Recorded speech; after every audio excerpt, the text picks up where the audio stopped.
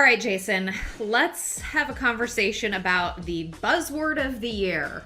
What is it? Interest rates. Oh, gosh. This has been such a hot topic with people talking about the housing market. Is it crashing? Interest rates rising? We do have another video on our YouTube channel about how the market is not crashing. But what we do want to talk to you today is how interest rates affect your buying power. Well, think about this. Even before we get into that, we are building a house, right? And we'll have to have a mortgage on it when we build it.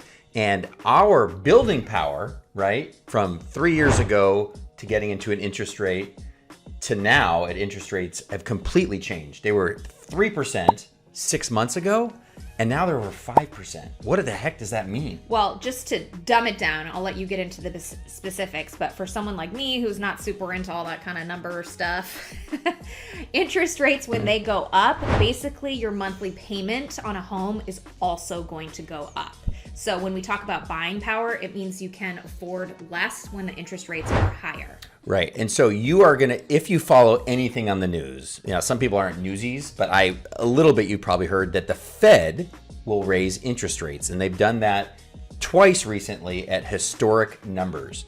That doesn't just mean that if the Fed raises the interest rates, that's how banks basically borrow money when the Fed does that. That doesn't mean mortgage interest rates are going up. Right. Those are two separate things. But they can. That does affect it. But usually banks, when they're loaning out money, they've already kind of figured out what the banks are going to do. So the interest rate today, just because the Fed raised interest rates, doesn't mean your mortgage rate's going to go up. Okay, it doesn't mean that. Let's give a tangible example. Okay. Let's pretend that a house you're buying is $1 million and you want a 30-year loan. Okay. So a 30-year loan is what's normal, right? You can get a lower interest rate if you're doing what they call an ARM, right? So an ARM would be you are locked in at a certain interest rate, let's say 4% for a certain period of time that you decide, so 7 or 10 years, right? And then after those 7 or 10 years, whatever you decide, then your interest rate will go to whatever is happening in the market. At that time. So normally if interest rates are super low, like they had been for a long time,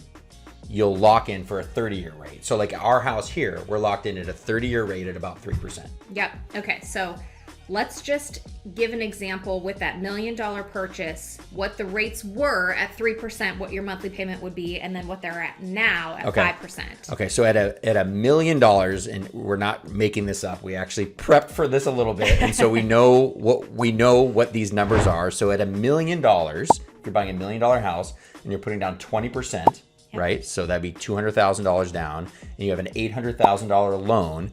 Your monthly payment would be about $4,200. Yep. That's a lot of money, don't get me wrong. But at 3%, a lot of people believe that that's free money, right? It's low in general. 3% is low. So most people, if they have a loan at 3%, even if they have extra cash, they're just going to pay their monthly mortgage and not pay a lot more because it's cheap money. 3% is cheap money. Okay, so at 3%, $1 million loan, your payment's at $4,200. What does it jump to when the interest rate goes up to 5%? Jeez. So this is why buying power changes. Because if you're like, I can afford $1 million house at 3%. So, but if your max budget is that $4,200 a month, if it goes up to $1 million at 5%, your mortgage payment's $5,400. So that's a $1,200 swing. That's which a lot of money for a monthly payment. Yeah, so that's why people's buying power has changed so much. So people who are looking at $1 million houses, when the interest rates were at 3%, maybe looking at $800,000 houses, which is a big difference when you're searching for homes. Stock market. Oh gosh. Especially in our area. So people are always talking about how expensive it is in Seattle. We're surrounded by big tech. And so many people in our area can use their stock. They cash in their stock to give themselves a huge down payment on these really expensive houses. And when we mean huge down payment, some people who've worked at Amazon who've had all of this stock, and the Amazon stock at one point was like $3,700 for one share, right? Yeah. So they would cash in and they'd have $500,000 to put on the down payment and be able to buy a killer house. Amazon stock is up a little bit today, but in general, it was down, 40%. Yeah. So it's split, and I'm not going to go into the stock market world, but that $3,700 for one share at one point went down to like $1,800. So that's less cash for people to pull out and use for a down payment. So if you thought you had $500,000, $1 million. Sorry, that's so dumb. You actually had like 250 maybe, right? And that completely changes your buying power. So if you're going to put down $500,000 on $1 million house for a lower payment, maybe you're only putting down $250,000 and your mortgage that you owe now is $750,000. So all of these factors go into what you can afford, what you can buy, how high you can go in your, price cap. Yeah, and the other thing to think about is if you're looking for lower interest rates, and like we are not mortgage professionals or lenders by any means, but there are different ways of looking at it. One, you can go to a big bank, right? Chase, Wells Fargo. Bank of America, ping pong back and forth when we're talking. And they typically have lower rates. They have bigger buying power. It's just like, it's just like a bigger company can offer. Going to Walmart to buy something versus like a mom and pop shop. That's a great example. And small, but they're typically slower moving. So in a hot market, right? And you need to slower moving to close your loan. Oh God, we've seen this so many times. There's a certain bank I want to call out. Call them out. Wells Fargo. Whoa! So slow.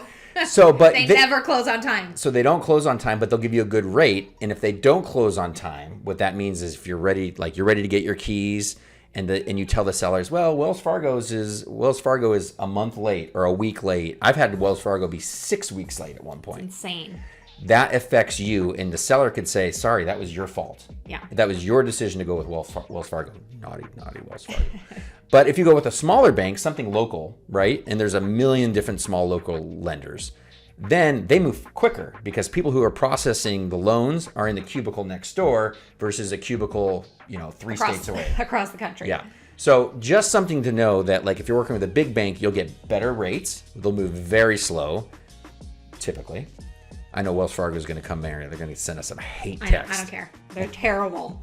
But we've used them. Yeah, so we have used them, and we almost, because of this house, we, like, on the day of closing, they called up and said, sorry, we can't close your loan. And I had movers scheduled. We were ready to come in. Like, it just makes it like, the moving truck was packed. Yeah. Okay, sorry. Anyway. Off our high horse. But a smaller bank will move much quicker, but the rates may not be as great. Just something to consider. We'll cover a lot of that in other videos, but just something to think about.